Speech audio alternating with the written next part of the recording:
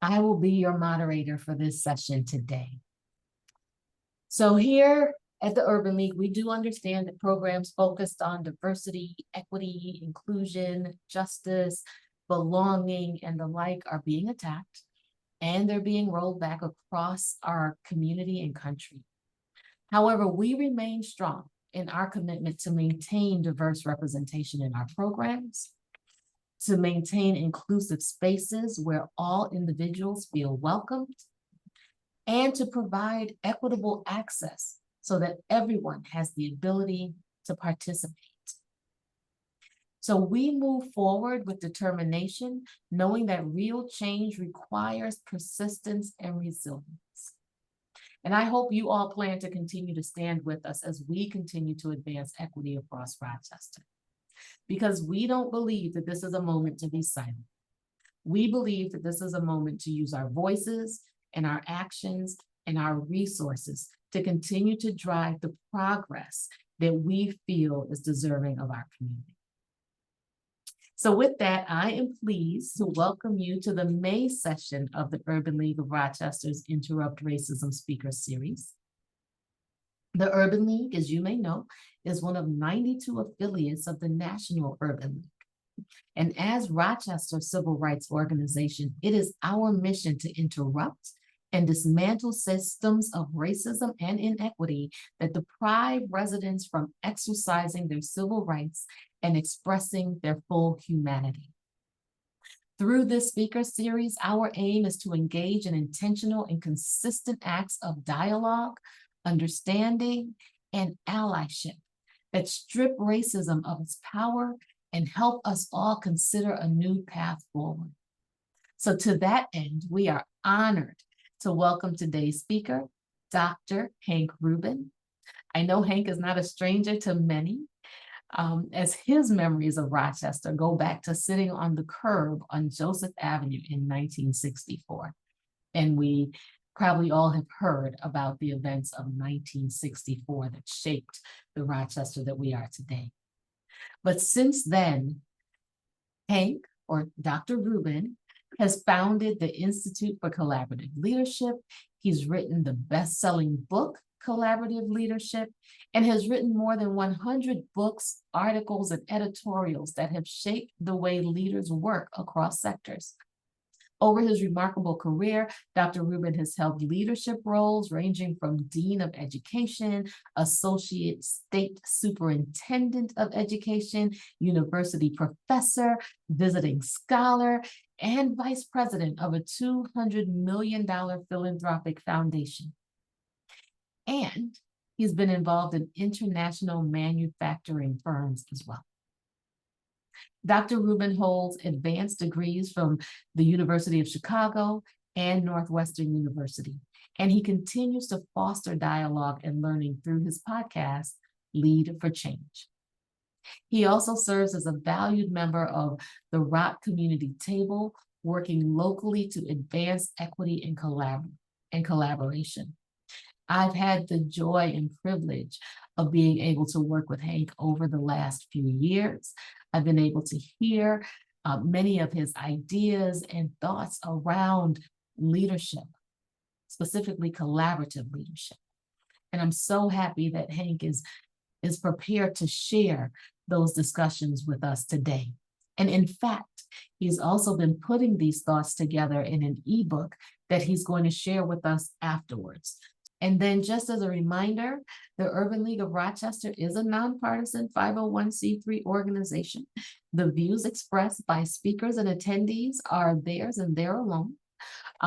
It does not mean that the Urban League of Rochester endorses anything that is said. However, we do maintain our right to have an inclusive, safe space for different views and ideas to be shared. So with that, I am going to turn this over to Hank. Dr. Rubin, it's on you. Candace, you're wonderful. Thank you. Can everybody hear me? I'm good? Yes. Thank you so much. We are so blessed to have you providing leadership in the region, Candace, and in the sector. Thank you so very much. And that's an overly generous intro. I appreciate that.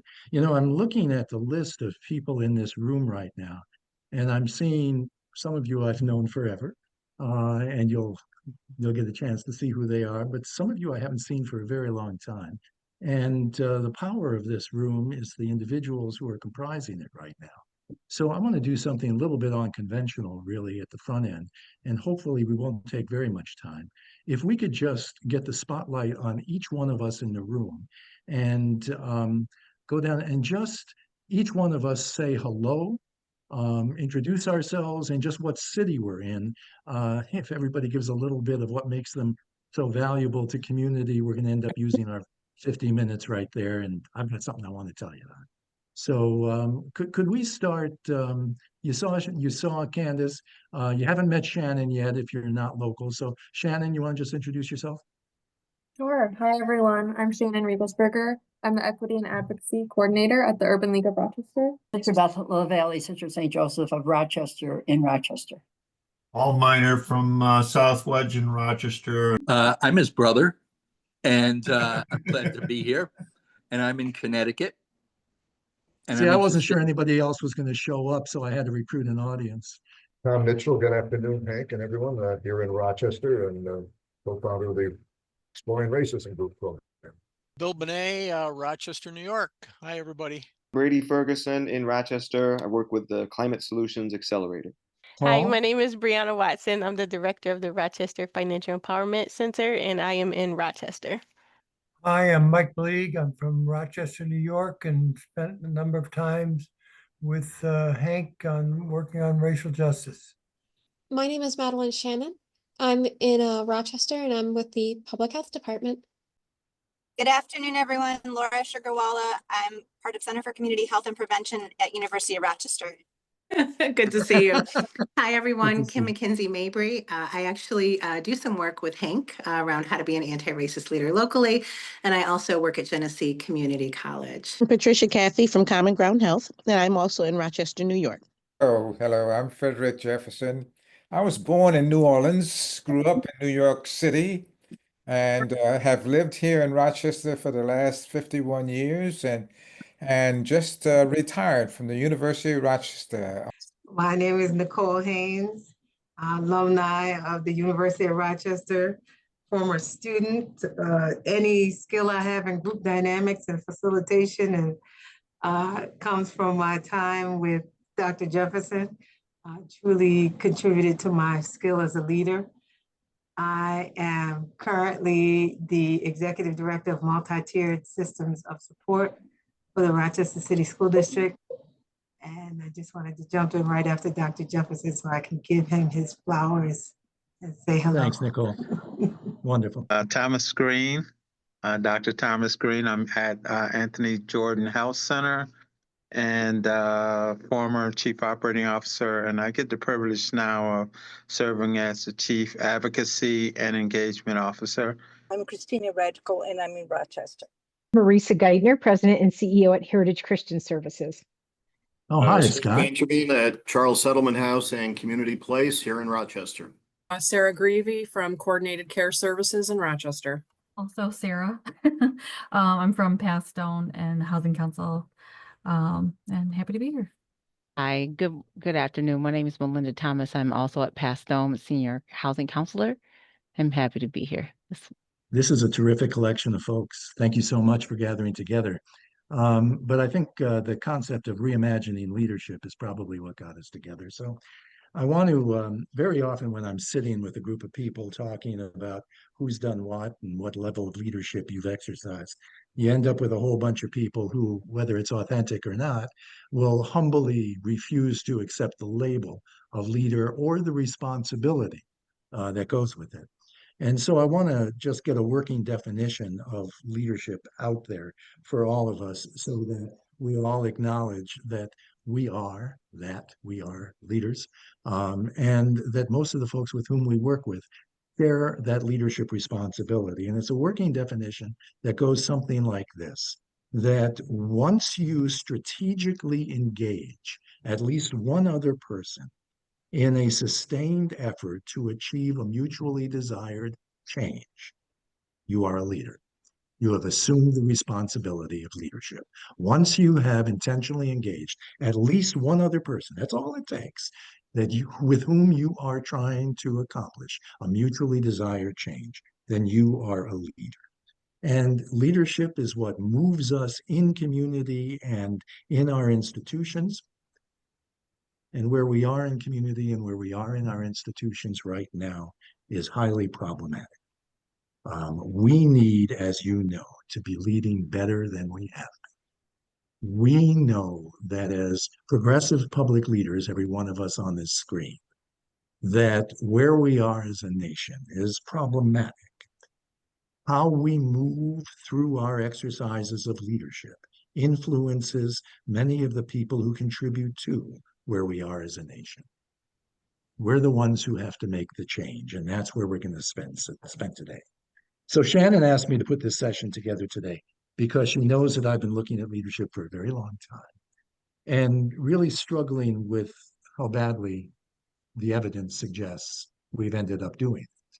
I know we're all trying really hard, but collaborative leadership is supposed to pull people together in collaborations. And we're in a mode socially of being pulled apart.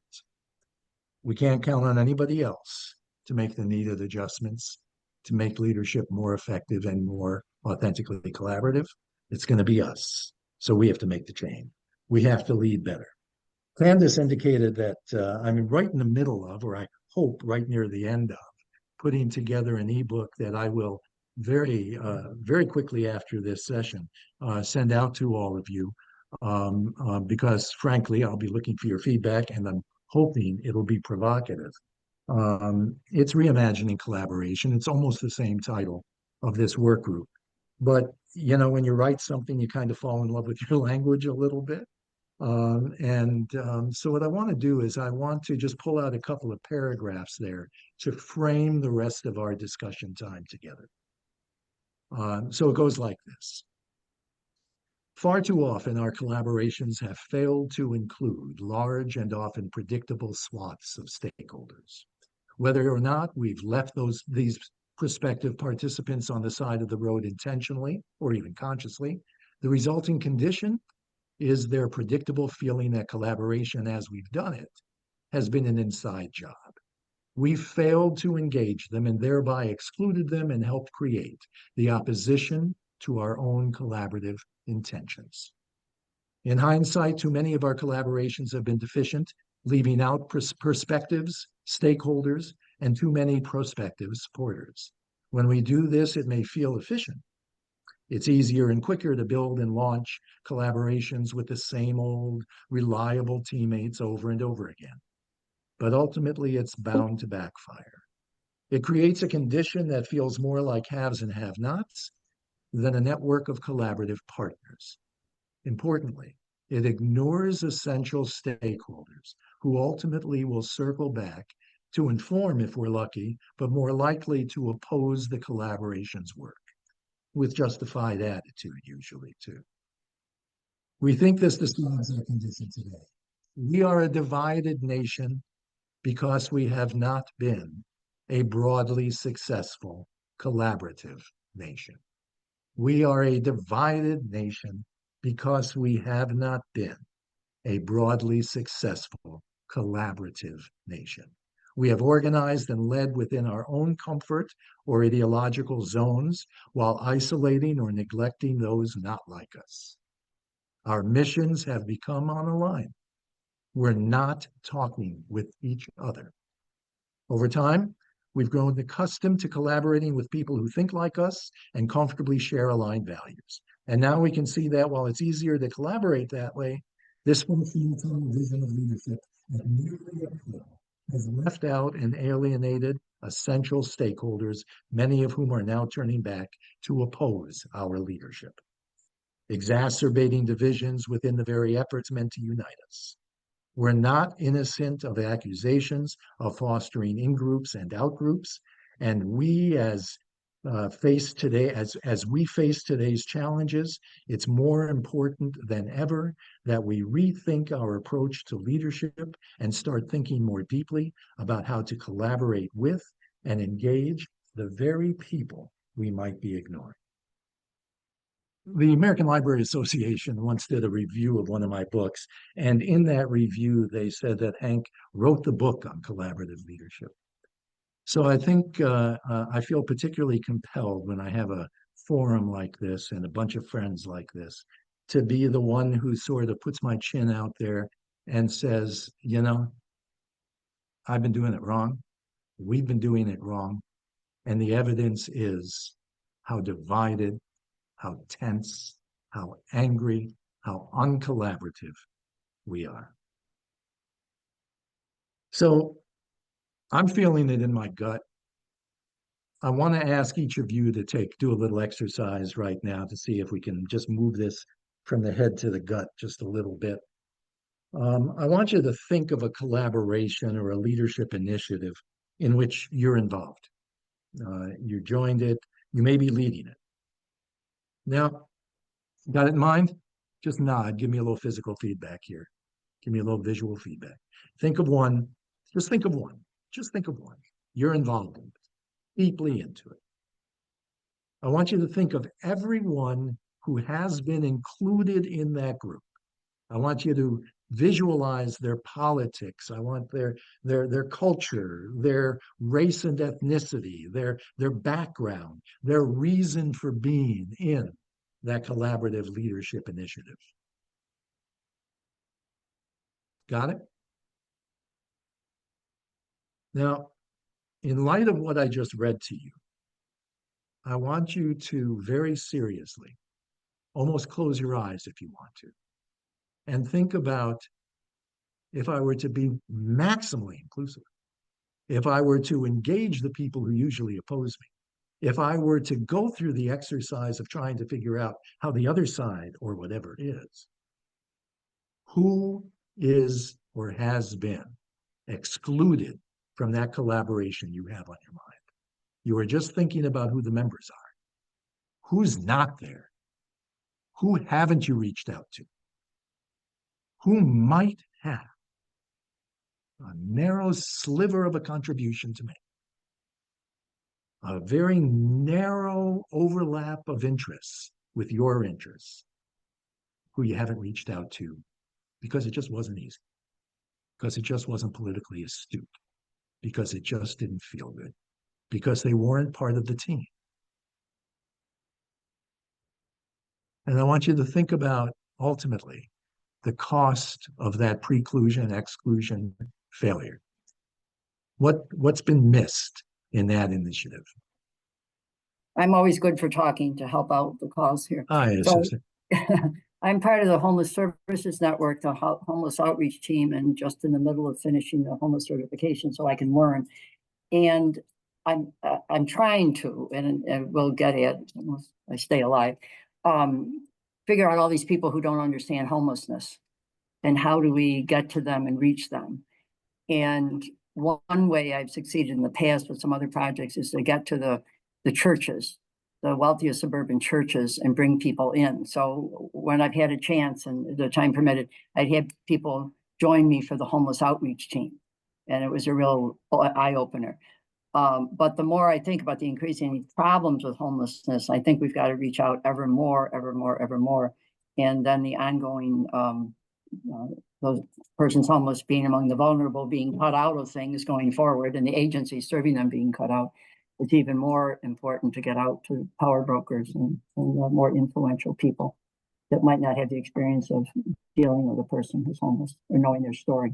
And I am getting at one of the agency people are going to write profiles of persons who are homeless. So I'm kind of in process of trying to figure that out. It's a huge constituency within the religious community. Right. That is, yeah. And I'm Yep, just seeing that we're people missing. want to help. They want to be involved. It can't be maximum maybe, but little ways they can help and join in. And then understand better what the situation is. And as collaborative leaders, Mhm. we're the only ones who are going to reach out. Right. Bill posed a question in there. Bill, you want to share that question? Basically, I support your idea that we need to be inclusive, we need to be reaching out, we need to engage all we can. But what about those who just don't want to engage because they are coming from a white supremacist or racist or patriarchal point of view?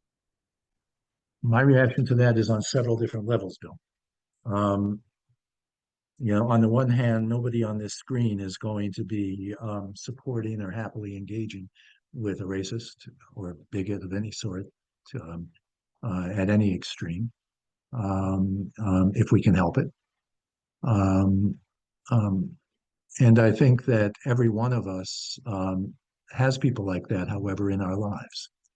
That somehow or other, there are values that we see in them or receive from them that they don't overwhelm their bigotries or their hateful characteristics, but there are things that we see that are of value. And it's when we find those things of value that we as leaders are given tools to begin to, leadership is the exercise of relationships.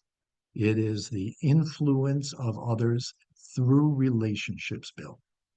And it's in those relationships that we begin to not only grow a common working relationship, but it is in those relationships that we begin to move people's thinking and action away from things that could be based on ignorance or hatred into things that could be based on knowing us or knowing our cause better, or finding that we don't hate them and that we know how to engage with them. In other words, I was tempted at one point to title this little ebook I put together, The Art of the Peel, with the idea being that we're looking for just the narrowest little sliver of interest that racist, bigoted person with whom we would never engage shares an interest in whatever our mission is of our organization. And that it's on the basis of that very narrow, healed sliver of an interest that we can begin to have a human interaction, a human relationship, and human influence at the human level with that person. Your job is to accomplish the mission, the change that resides in the leadership enterprise you're involved in. Yeah. So if this is costing you more energy than it's going to produce any sort of progress, then I'd walk away from it too, probably, to the extent I emotionally could. So I really want to lean on, because I know how idealistic it can sound to say the art of the peel, looking for that sliver, influencing relationships, even on that very narrowest element of overlapping interests. But in fact, that is part of the role of a leader, I think. Other questions? I'd like to say a couple of things, Hank. Because I believe that it's important for us to add to that fantastic word, collaboration, partnering. We need to know how to partner and collaborate with each other as leaders. And this month, Tom Mitchell and I are doing a fantastic meeting at the Genesee Valley Club. And all of you are invited. Well, I know you can't get you there. And we're doing this meeting with our four of our current leaders, YWCA, the United Way, the Urban League, and RACF. And the important subject of that meeting is how do we collaborate with each other? And because you can lead an organization by yourself. But the time that we're living in, we need to be able to collaborate with other leaders. How do we do that? And so I really appreciate you raising the word collaboration today with us. because that is a fantastic, important need for us to engage in during this time that we're in with the ugliness that's happening with our government leaders. So thank you. Thank you, Frederick. And and thank you, Tom, for your important work too. Um, um, Frederick, you and I have never been shy about pushing each other back and forth.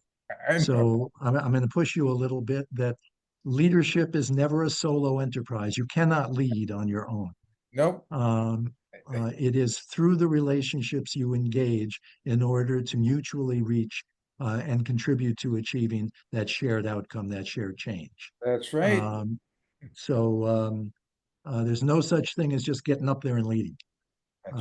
It is always in and through the relationships we develop, and our job is to broaden and deepen those relationships. I find it quite ironic that it may very well be that a strategy that we need to be paying attention to is one that we have owned singularly and that is um, frankly in the crosshairs of the conservative opposition, and that is the idea of inclusiveness. We have a whole group of people out there who we have not included, and we need to broaden our inclusivity skills. We know we do it with ethnicity, we know we do it with race and religion, and et cetera, et cetera. And we now have this whole swath of folks out there who are not used to collaborating with. And we, because we're in the leadership roles, we have to figure out how we're going to step forward into that and initiate, cultivate new collaborative relationships, newly inclusive collaborative relationships. Other thoughts on that? Other questions on that? The thought that I'm having right now, as I'm in education, and we do a variety of things to try to collaborate with students and families. We don't always hit the mark. Sometimes we're more effective at it at the local level, like at a school-based level rather than at a larger district level. But then there are moments when I feel like students and families just want us to get it right? They want to have experiences that that lead to, social mobility and the ability for, I think about my family, right? Education was the key to breaking the cycle of poverty. And so sometimes I feel like, we want to include those who are most closely impacted by, the troubles that we are talking about just for the sake of including them. When the reality is, let's make their lives better. And, that's the ultimate goal. I'm not saying not to include people, but I remember instances where parents would be like, just do right by my child. Like, I don't need to be in here talking with y'all about it. Y'all know what I want. I've expressed it already. Like, can you just get it right? And, and get it right has already been communicated. We've already had the conversation. Like, all you big wigs with the money and the clout and the, stop pulling me into another conversation just so you can say you did, and start getting the outcomes that we've already told you that we need, whether it's based on poverty, whether it's housing. And so, sometimes I just have this, I want to, like, that is my full position, that those most dearly impacted by a particular decision should be included in that decision. And then on the other side, I think that those most dearly impacted have communicated what they need, and they want people who have the power, position, authority, funding to get it right, and stop talking with them about it. So just, teaching is not the exercise of simply engaging a child or a learner over and over or for any length of time. It is the engagement with that learner in order to accomplish an outcome that we both aspire to accomplish. That's the only, I mean, the correlations between teaching and collaboration are like tremendously overwhelming. We don't lead in order to have good conversations with the people with whom we're leading. We have good conversations in order to figure out the roles we're going to play in the leadership relationships that move our combined efforts towards the attainment of that outcome, of the change we aspire to make happen. And that is exactly the same in education. But over time, and we, as good liberals sitting on the left, have done a lot of this where we massage issues into oblivion. And we have wonderful discourse, and we learn what each other is thinking. And when we do that learning what each other is thinking, in order to engage and adapt how we move our relationship towards better action, towards achievement of outcomes, that's terrific. But when we do it just because it feels good, that's if this weren't a mixed group, I'd say it's kind of masturbatory. It's not it's not progress. So the world of education is tightly bound, and a great sort of producer and insight to how we develop our leaders. So thank you for that, Nicole. Right on target. Let's stop just having warm conversations. And let's recognize that what we're talking about is all the language that we've used over the years on issues of inclusivity, disruption, challenging partners, all this sort of stuff. That's what we're talking about again. But we're primed for it. We've done it before. Now we're just shifting our constituency. Thomas, you look like you were about to say something. No? I was Okay, saying, sorry. I was saying right on. So if, but Hank, let me just offer this, because the thing that sticks out for me is always what's in it for me, right? When you're trying to partner with someone and trying to understand the multiple viewpoints that someone is bringing to the table, is you have that good conversation, particularly at certain levels of the engagement, where you're not trying to change people's minds, but trying to understand where they are. And then, it's always the other side of the coin. They feel this way, but I feel that way. And sometimes people just dig in so deep that it's hard for you to find common ground. But the conversation or the thought has to be in part, okay, so what's in it for me? What's in it for them? And as I'm having this conversation, or asking them, have you considered this, or have you considered that? Because I think that also can take a partnership or a relationship a long way.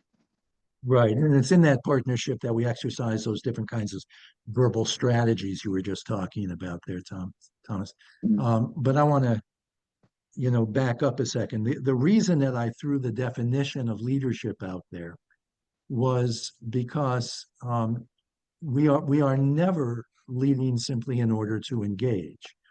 And we are never at a loss as to what we need to have the primary interests of our partners, the rationale for engaging partners or stakeholders or whatever you want to call them in our leadership collaborations. And that is, we are clear on the change we want to make. Why are we convening this group? Why are we working in this district? Why do I work at that agency? Why did we build this collaboration? Why did I join that board? It is for the vision, the mission, the goals, the objectives, the change that organization or leadership initiative exists to accomplish. And once we have that in mind, we're not looking to find crazy overlap, crazy ways of connecting people.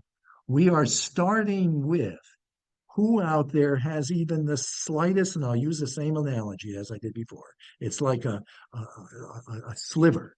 Who out there has that little crescent of a sliver of interest in the issue or the outcome, the change that we convened this organization for.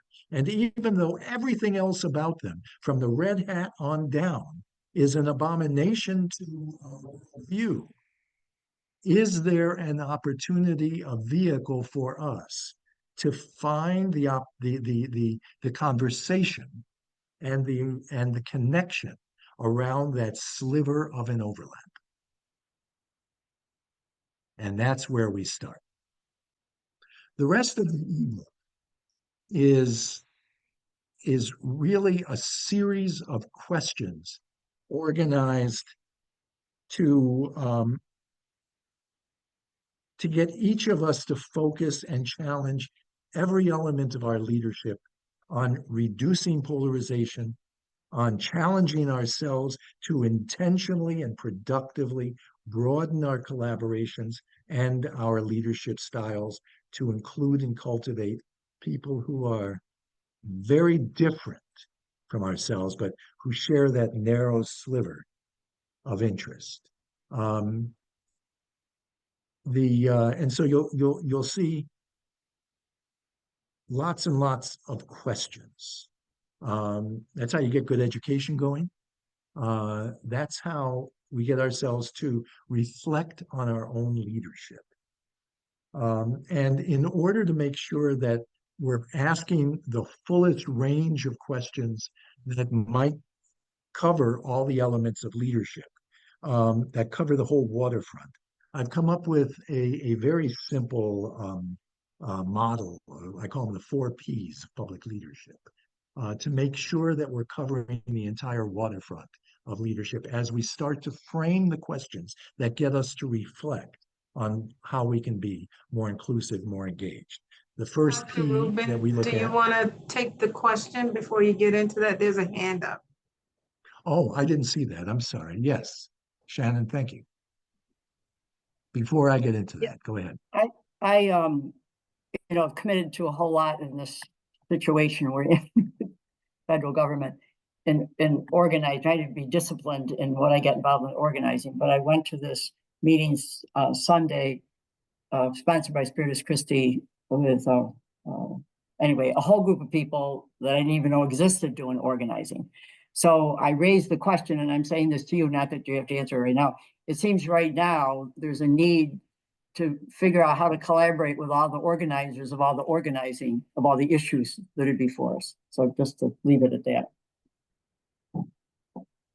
Yeah, and you and I are engaged, along with many people in here, in this table whose purpose is really to try to figure out much of that kind of question. How do we build the relationships among the people whose jobs it is to build relationships within their own constituencies, and that network of communication so that we're supporting each other? Yeah. Okay, you and I are going to have to go grab a cup of coffee. We'll do that. I want to go through these 4 Ps with you very quickly, because they're a tool that make it easier for us to organize and make sure we're challenging ourselves in all the range of leadership elements that we take on, because each one of them may be the access route for a relationship that might result in a different outcome. The first one is purpose. What is the purpose? And that purpose is the change. The purpose of leadership, the purpose of a collaboration, is always to produce a change. It's not to have a conversation. That's a luncheon group. It is to produce change. What is the goal, the objective, the mission, the vision, the change, the purpose? Very simple. The next one is principles. What are the principles that define and drive us? They may be religious, they may be cultural, they may be social, they may be out of our profession or out of our mindset. One principle is never about us without us, and that will drive who and how we include in our collaborative initiative to some degree. The next one is process. I'm sorry, let me go back. The next one will be people. People. People falls into 3 defined clusters. You have the stakeholders, the people who have a stake in the outcome, the achievement of that mission. Those are people with lived experience. Those are people who maybe have been fighting the fight for a long time and need to be part of this new initiative, or else there's a division that you've created. People, stakeholders. Another group of people is your experts, the people who have the deepest knowledge, the people who bring the insight as to how it's been handled elsewhere, or what needs to be done, or what the variables need to be, or what the laws or social norms that need to be changed are. And the last one is your decision makers. Those are the people who either are themselves in positions to turn the key on an essential decision that has to be made, or they themselves have significant influence over somebody who can make that decision. So you have your decision makers, you have your stakeholders, and you have your, what was the third one? Decision makers, stakeholders, and? Experts? Thank you very much. Okay. I mean, Nicole knows that technique, but nobody else seems to. And then we have, finally, we have process.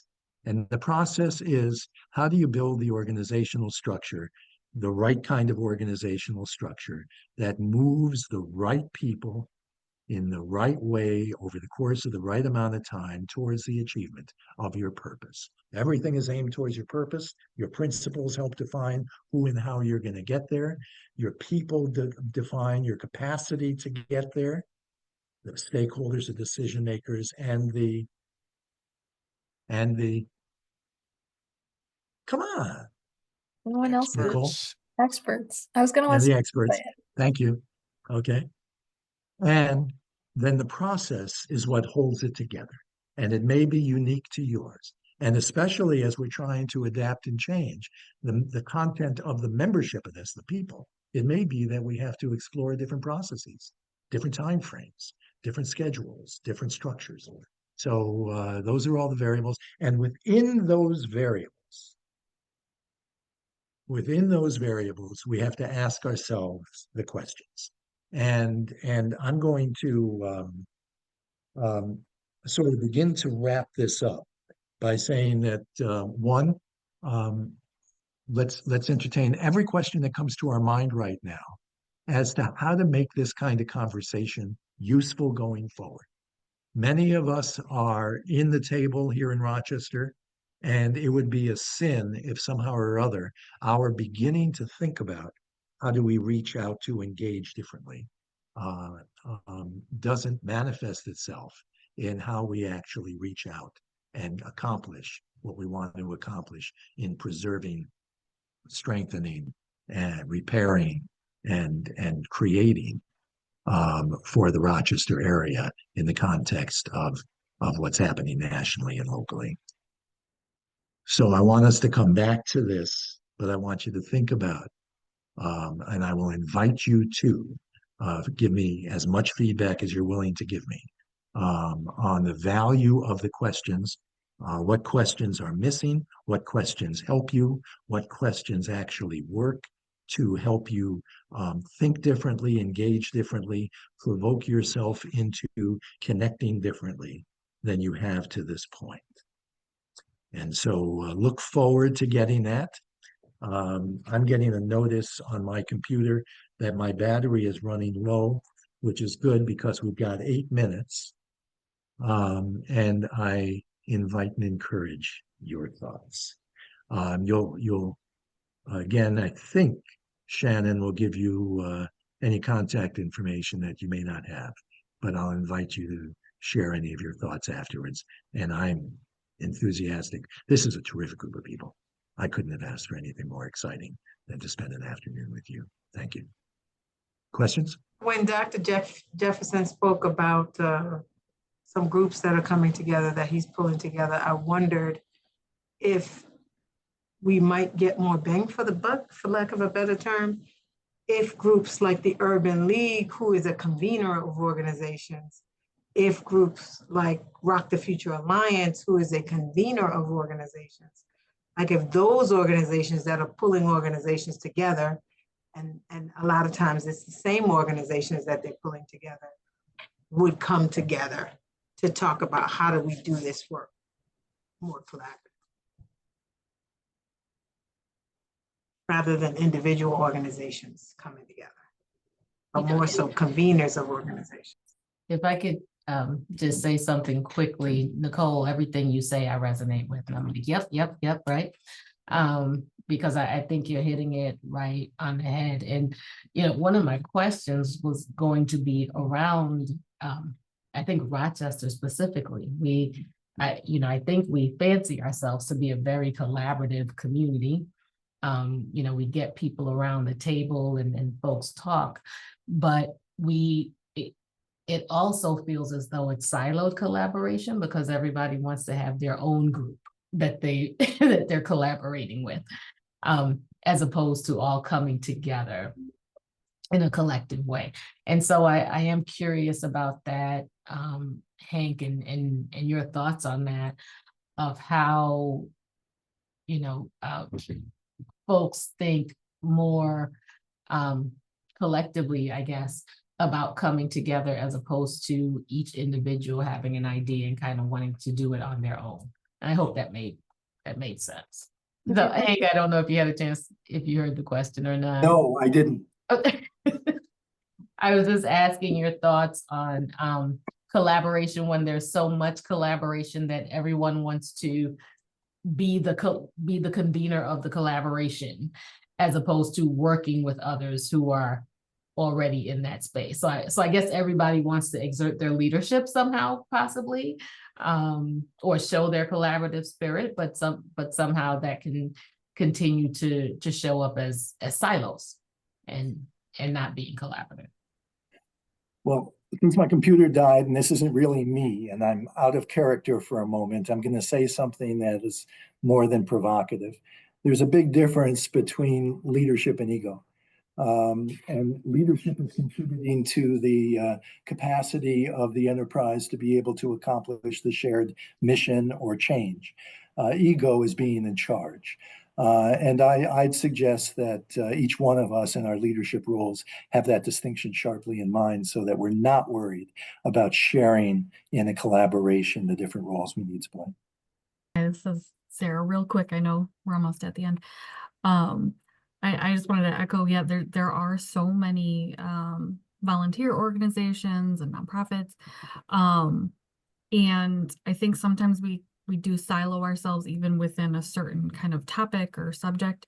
For instance, you know, with Past Home myself, with housing and affordable housing, you know, there's a group of us meeting, Reimagine Rock, to kind of push forward zoning and all these other things so that we can finally, you know, start building some housing where people would like it, but it's all housing related field. So sometimes I think, you know, we do need to have other input and outreach, but sometimes you're just so kind of like focused in on, okay, who can directly help, that sometimes, you know, there might be another group out there that could, you know, assist in some other way that we don't even realize.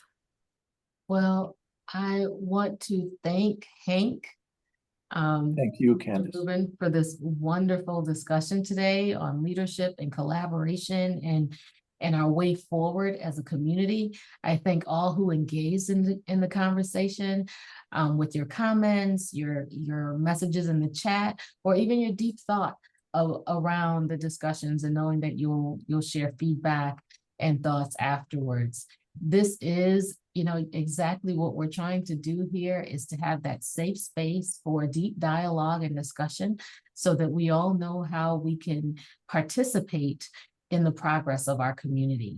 And I look forward to seeing you all again next month. As you know, these are monthly first Friday sessions that are open to all. We'll be sending it out via email, via social. Please, help us share. And if anyone is interested in being part of the speaker series, there is room for you as well. So don't be shy about signing up. So we will see you all next month in June. Same bat time, same bat channel. I'm aging myself a little bit, but